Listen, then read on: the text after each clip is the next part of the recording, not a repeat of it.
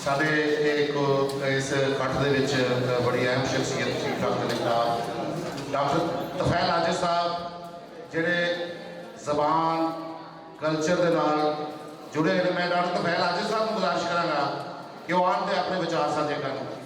जनाब डॉक्टर तफैल आजिज साहब, सोची पै गई डॉक्टर साहब। मैं तो सुनने वाले नाम तो है ही नहीं।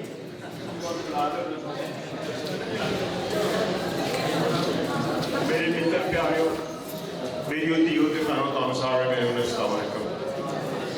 और अज बड़ी साड़ी खुशी की गल है कि इस सूर धरती के साढ़े महान देव जी आए हैं जिन्हें पंजाबी जबान का इकट्ठ अगे भी शुरू किया होया। सुन के गल बहुत ज़्यादा ठंड पै गई।